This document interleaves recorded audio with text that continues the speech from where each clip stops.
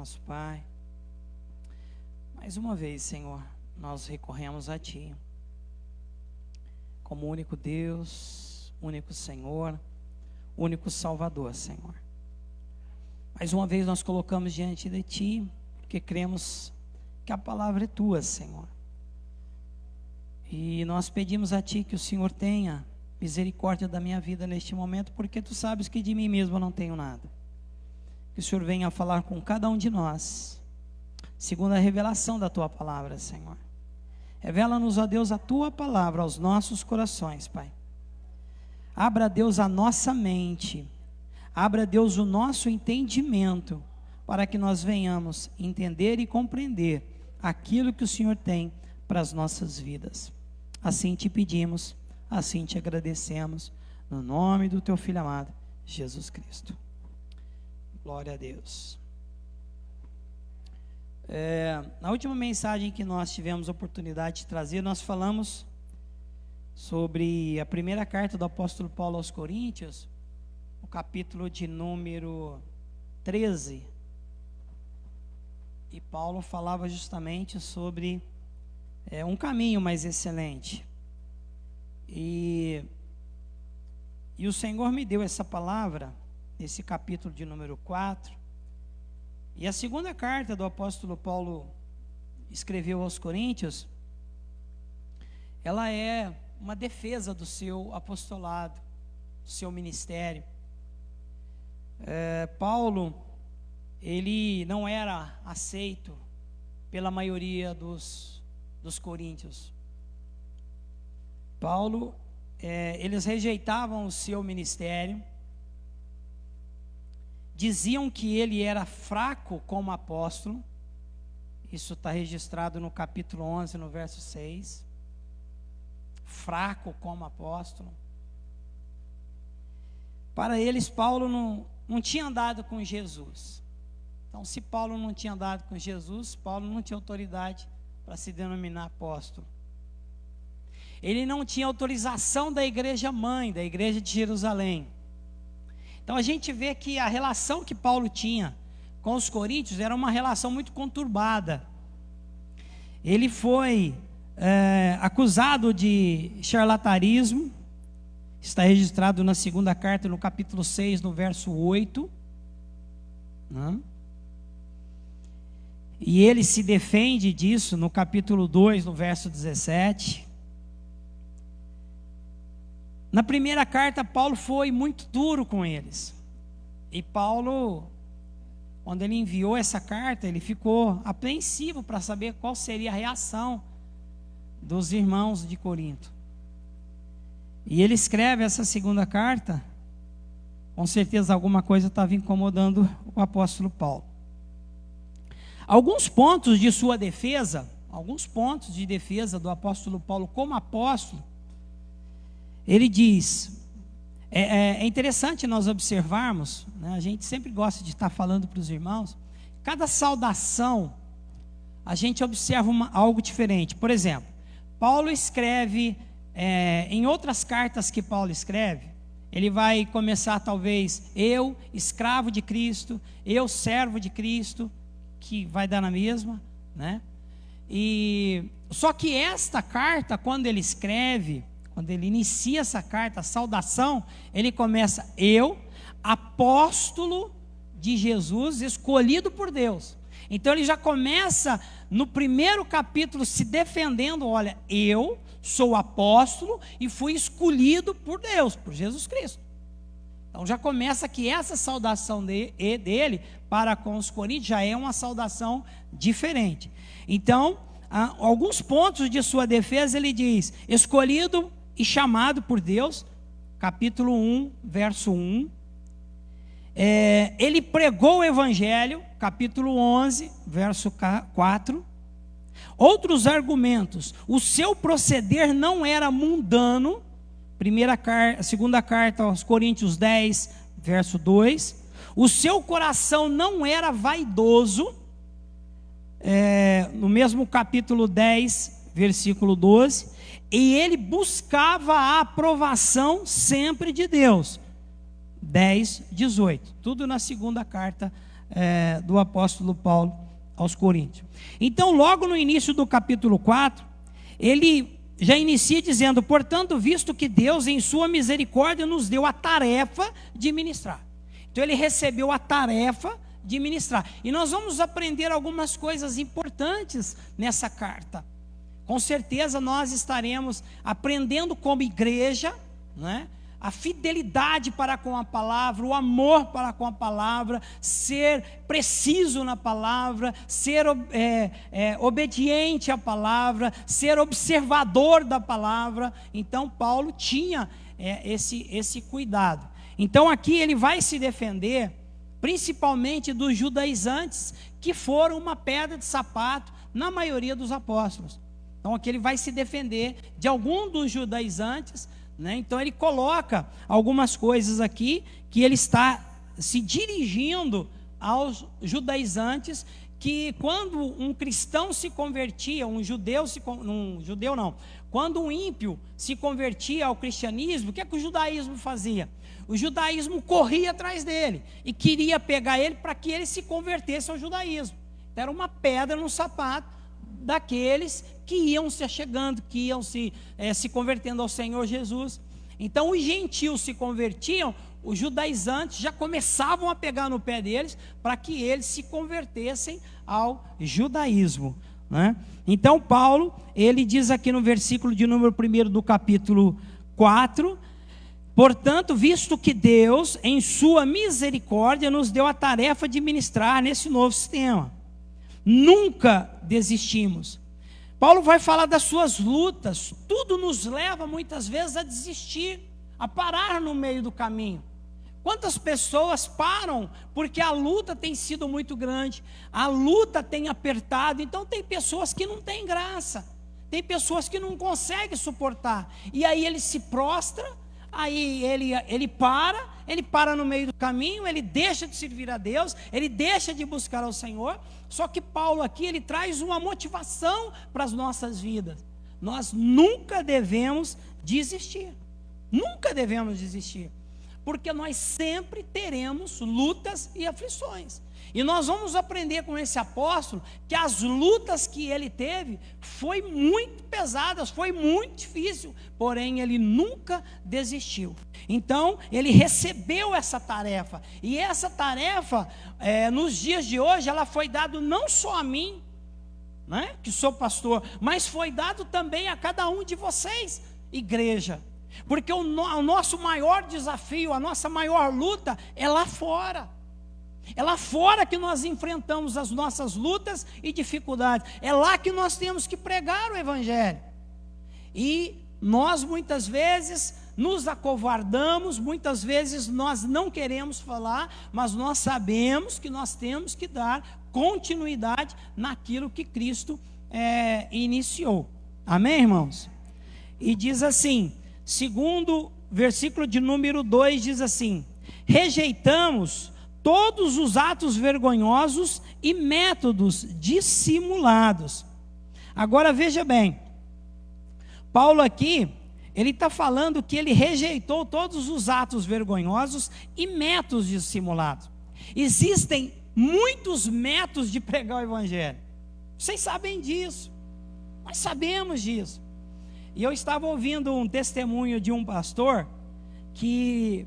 E ele, como professor de teologia, ele disse que é muito comum, né, na denominação dele, ele estava testemunhando e dizendo que é muito comum o seminarista termina o seminário, então aí a igreja, a denominação dá uma igreja para ele dirigir, então ele está começando, né, e todo começo é muito difícil, todo começo é muito difícil.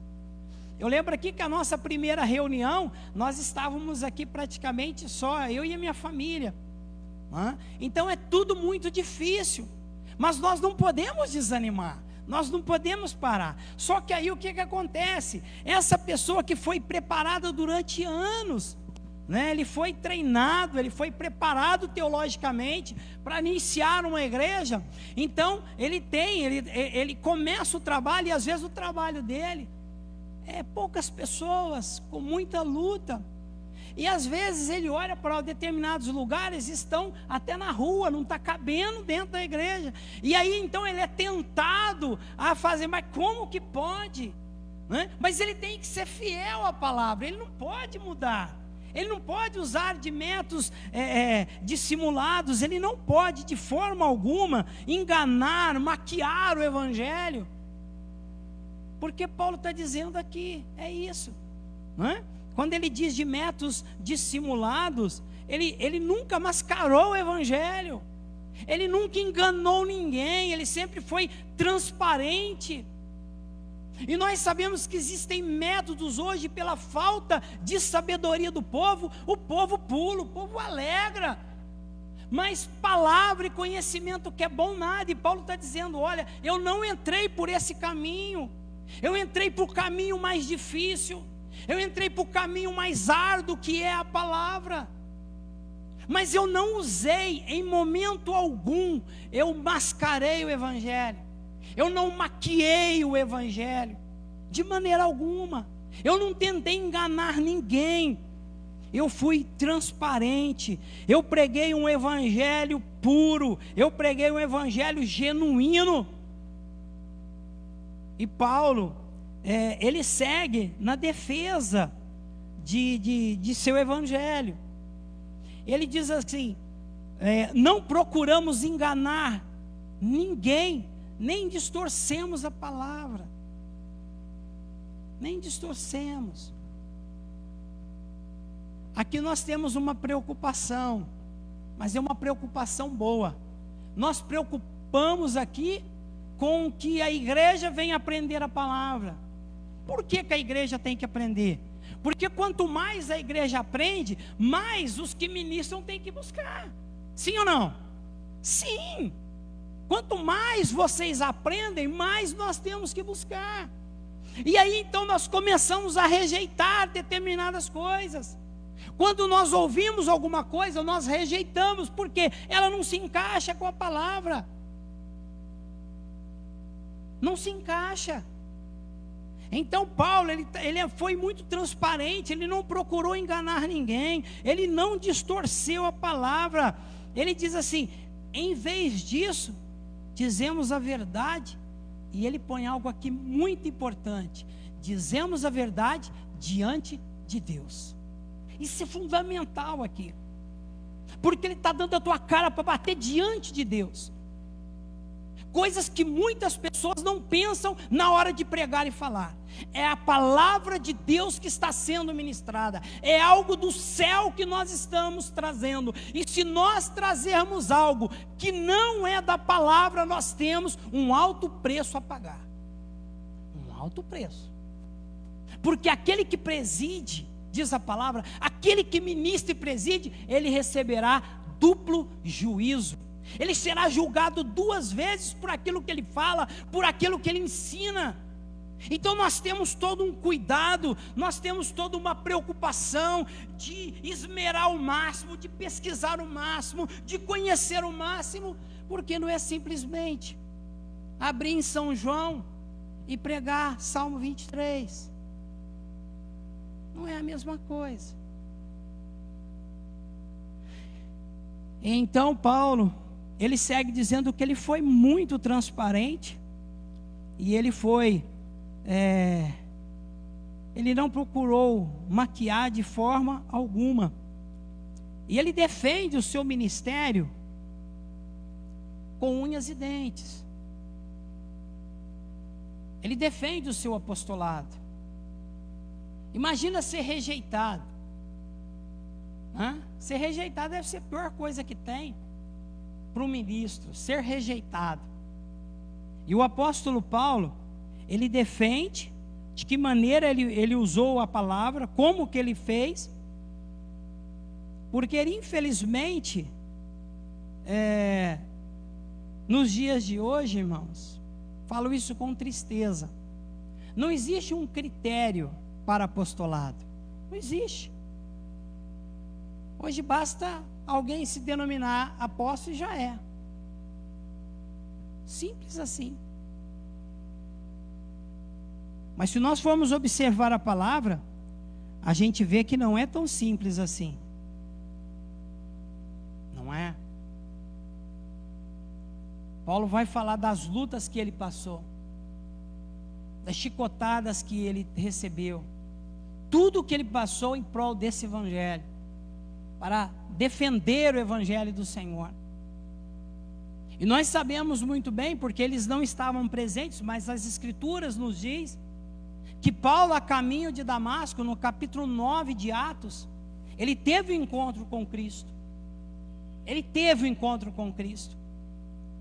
Então é muito sério essa questão de pregar e de anunciar a palavra de Deus. Seguimos a palavra. Diz assim no verso 3: se as boas novas que anunciamos estão encobertas atrás de um véu, é apenas para aqueles que estão perecendo. Aquele se refere aos judaizantes que, quando eles iam ler a Bíblia ou a lei, eles cobriam o seu rosto. Paulo está falando: olha, eu não faço e não precisa disso. Isso daí está registrado lá no livro de Êxodo. Eu anotei aqui, deixa eu ver aqui, Êxodo 34, do versículo 33 a 35, quando Moisés, na segunda vez que o Senhor deu a lei para ele, quando ele desceu do monte, o seu rosto brilhava. Então, para que o povo pudesse ver o seu rosto, ele tinha que cobrir, porque a glória de Deus era muito forte. Então Paulo falou assim: olha, eu não fiz nada disso, e não precisamos de fazer nada disso. Não precisamos de fazer nada disso. E ele diz no versículo de número 4: o Deus desse mundo cegou a mente dos que não creem, para que não consiga ver a luz das boas novas. O Deus desse século, inimigo das nossas almas, tem cegado vidas, para ele não enxergar o evangelho, para ele não enxergar as boas novas, para ele não enxergar que o evangelho transforma, para ele não enxergar que o evangelho muda, para não enxergar que o evangelho, ele tem poder de transformar a nossa maneira de agir, a nossa maneira de pensar, e transformar a nossa vida numa nova vida. O evangelho tem esse poder de transformar-nos em nova vida, novas criaturas. O evangelho tem esse poder. Eu gostaria que vocês tivessem me conhecido eu antes de me converter. Porque às vezes a gente olha e fala assim, vê a gente assim, mas não sabe o que a gente era. Viu, Guilherme? Eles não sabem. Eles não sabem. Eles não sabem que eu gostava de empinar uma moto, andava com a roda só. Eles não sabiam, não conhecem. E toda a trajetória, minha irmã, ela pôde conhecer eu antes e depois. E muitos de vocês são assim. Muitos que olham para a vida de vocês e falam assim: nossa, mas essa vida era assim, assim. Mas o poder do evangelho, o Senhor abriu a nossa mente, Ele tirou a cegueira dos nossos olhos, Ele tirou as escamas dos nossos olhos, e nós passamos a enxergar um evangelho que transforma, o evangelho que muda o homem mesmo, e se transforma ele num verdadeiro homem. Esse é o poder do evangelho na nossa vida. O próprio Paulo é exemplo disso. As escamas caíram dos olhos de Paulo, e ele pôde realmente enxergar o poder do evangelho, o poder da palavra de Deus.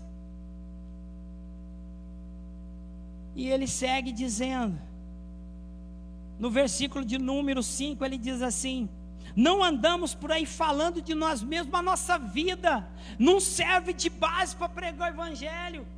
Nós temos Cristo, nós precisamos de pregar a Cristo, nós precisamos de pregar a palavra, nós temos que pregar o Senhor, que continua o mesmo, ontem, hoje e eternamente, salvando, curando, libertando. O mesmo poder, Ele opera nos nossos dias, o mesmo poder. E às vezes nós esquecemos desse grande poder que atua em nós, que transforma. E ele pode dizer: não andamos por aí falando de nós mesmos, mas proclamamos que Jesus Cristo é o Senhor. É Jesus Cristo que é o Senhor, é a suficiência que nós precisamos. Acho que essa semana nós estávamos falando, a gente sempre fala e caímos na mesma tecla, no mesmo livro de Colossenses. Pastor Cário esteve trazendo um estudo maravilhoso aqui sobre Colossenses, ele só deu a introdução de Colossenses. E no mês agora de agosto ele vai ficar as 4 semanas, 4 quarta-feiras, falando sobre Colossenses. E lá fala da suficiência de Cristo. Essa segurança que nós precisamos de ter. Quem tem Cristo, quando Cristo é suficiente, quando a graça é suficiente, pode vir a luta que for, pode vir o problema que for, nós estamos alicerçados na rocha. Nós estamos alicerçados na rocha. Louvado seja o nome do Senhor. Louvado seja o nome do Senhor.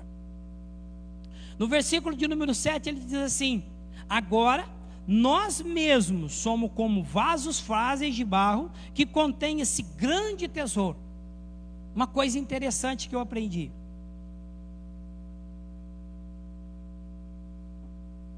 e quero compartilhar com vocês. Nessa época que Paulo está se referindo, o vaso de barro era o vaso mais simples que tinha. Era um vaso simplório, muito simples. Então o que o pessoal costumava fazer da época?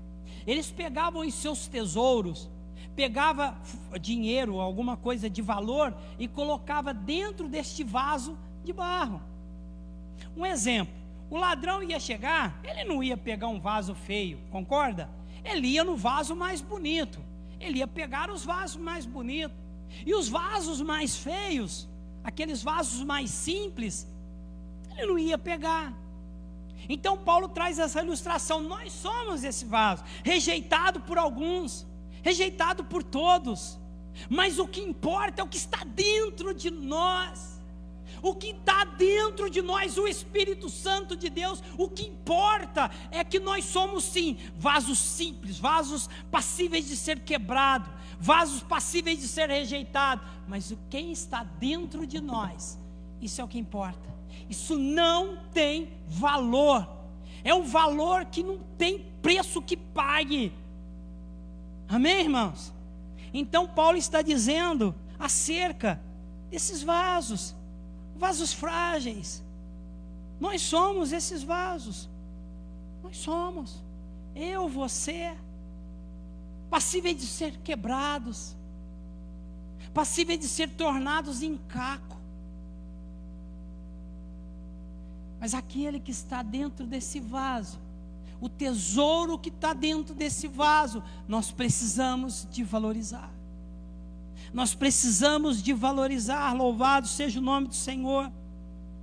E aqui ele quer dizer, ele diz o seguinte, na parte B do versículo de número 7, assim, fica evidente, fica claro, fica claríssimo, irmãos, fica claríssimo, que esse grande poder vem de Deus, e não de nós.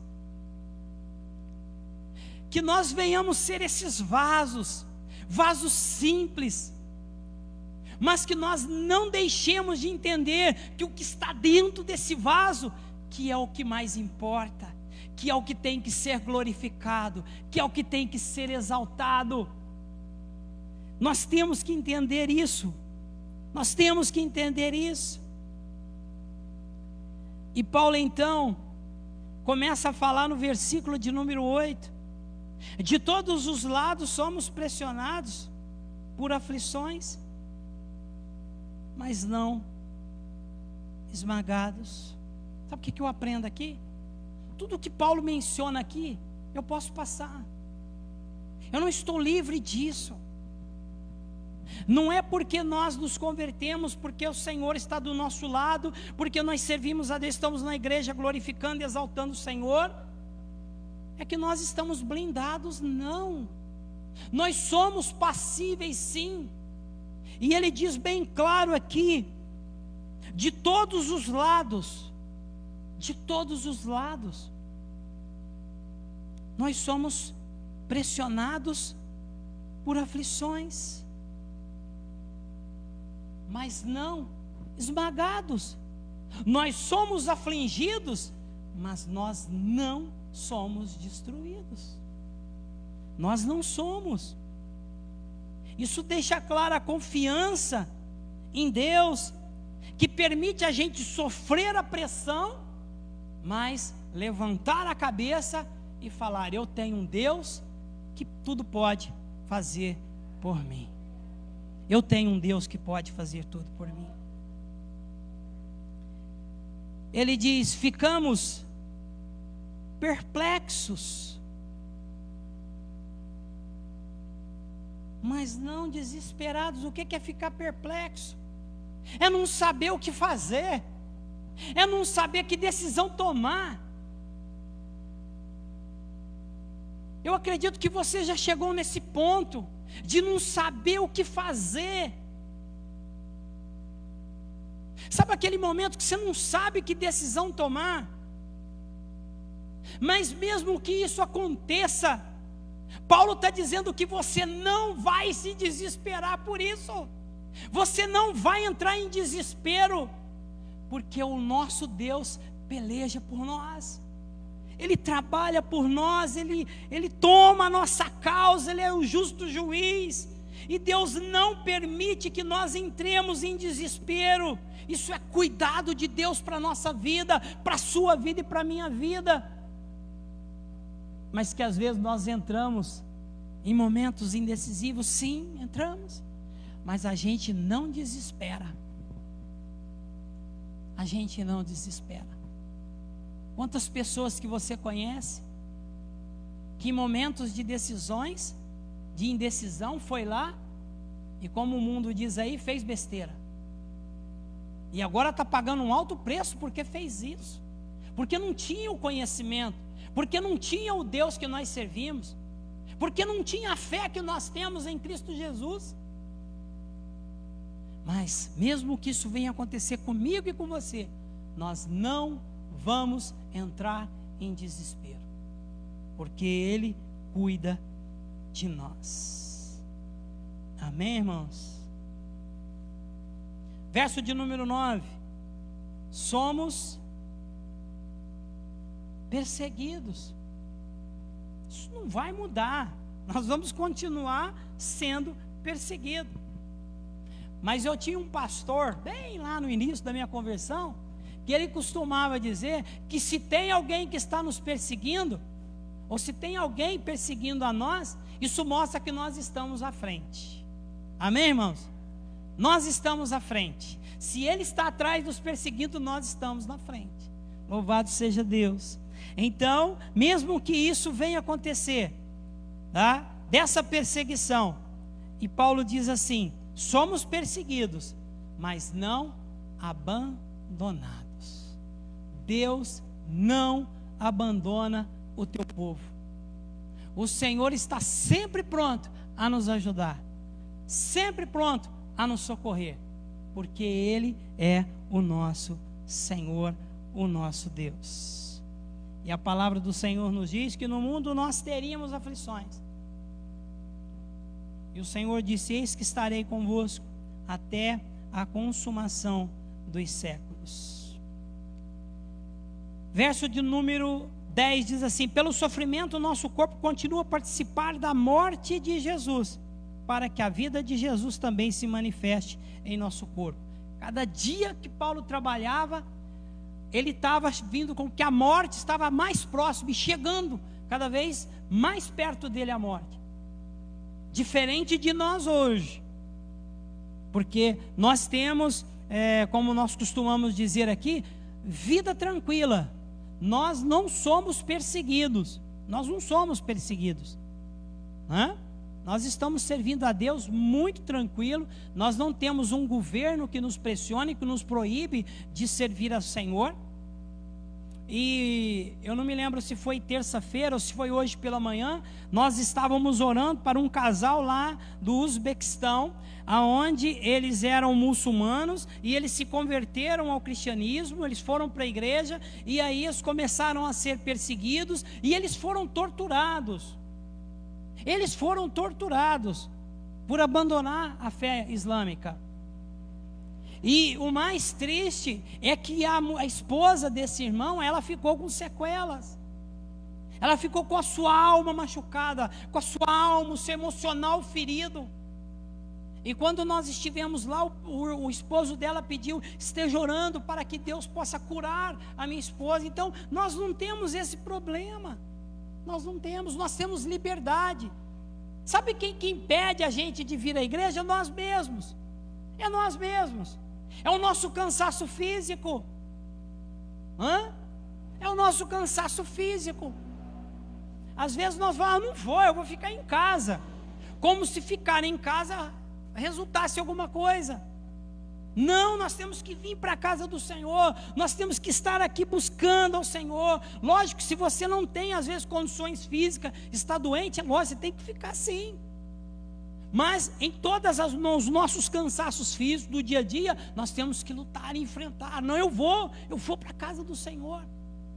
E quando nós chegamos aqui é uma vitória, porque nós vencemos a nossa carne. Nós vencemos a nossa carne. E o nome do Senhor, Ele é glorificado. Louvado seja o nome do Senhor. Vamos acelerar um pouquinho aqui. No versículo de número 11, Paulo diz assim: sim, vivemos sob constante perigo de morte, porque servimos a Jesus para que a vida de Jesus se manifeste em nosso corpo mortal. Ou seja, Paulo está dizendo, Paulo já mencionou que o prazer que Paulo tinha era de experimentar o sofrimento de Cristo. Corajoso ele, né? Corajoso ele, porque nenhum de nós, acredito, que vai querer passar por isso. Mas Paulo, ele queria passar por esse sofrimento. E quanto mais ele sofria, mais o evangelho estava chegando àqueles que precisavam de ouvir. Ele estava cumprindo o ministério do Senhor. Cumprindo o ministério do Senhor. E no versículo de número 13 ele diz assim: continuamos a pregar porque temos o mesmo tipo de fé mencionada nas Escrituras. Crie em Deus, por isso falei. Paulo menciona o Salmo 116, verso 10. Paulo menciona aqui o Salmo 116, verso 10. Crie, por isso falei.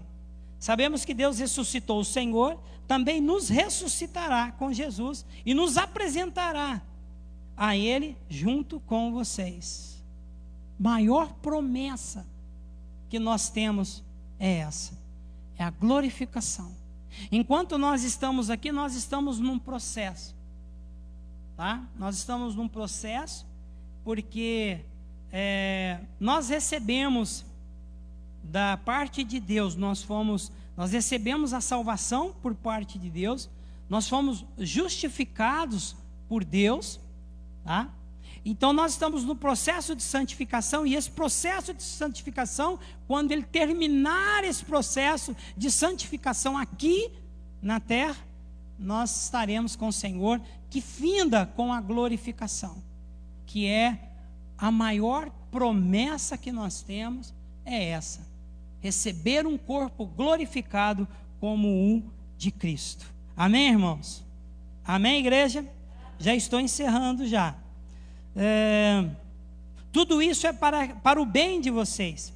À medida que a graça alcançar mais pessoas, haverá muito mais ações de graça. Isso daí é óbvio, né? Quanto mais a graça vai alcançando as pessoas, quanto mais a graça vai alcançando, mais ações de graças vai acontecendo. E que realmente possa acontecer isso através da minha vida e da sua vida, que nós sejamos esses motivadores, esses pregadores do Evangelho, que nós vamos pregar essa graça, para que essa graça alcance outros, e assim resulte em ações de graça. Louvado seja o nome do Senhor. Versículo de número 16: nunca desistimos, ainda que o nosso exterior esteja morrendo, nosso interior está sendo renovado dia a dia. Ou seja, cada dia que nós estamos, cada dia que Paulo está mais perto da morte, né? Cada vez que o nosso exterior está se deteriorando, o nosso interior vai se fortalecendo e vai ficando mais parecido com o Senhor. Pois as aflições pequenas e momentâneas que agora enfrentamos produzem para nós uma glória que pesa mais do que todas as angústias e durará para sempre. Então ele está dizendo aqui que o que nós passamos aqui, as lutas, os problemas, as enfermidades, as dificuldades, não se pode comparar. Esse peso que Paulo fala, não é que a glória ela é pesada, mas é a grandeza dessa glória. Ela está muito acima da minha luta e da sua luta. Ela está muito acima. Então, e ele coloca que isso aqui é momentâneo, isso aqui é passageiro. Mas aquilo que nós vamos viver eternamente é por toda a eternidade. Essa glória nós estaremos recebendo da parte de Deus para todo o sempre. E ela durará para sempre. Verso de número 18 diz: portanto, não olhamos para aquilo que agora podemos ver. Ao invés disso, fixamos nosso olhar naquilo que não se pode ver. Lembra da mensagem semana passada do pastor Alain? Nós não andamos por vista, nós andamos por fé. Amém? Nos coloquemos de pé em nome de Jesus.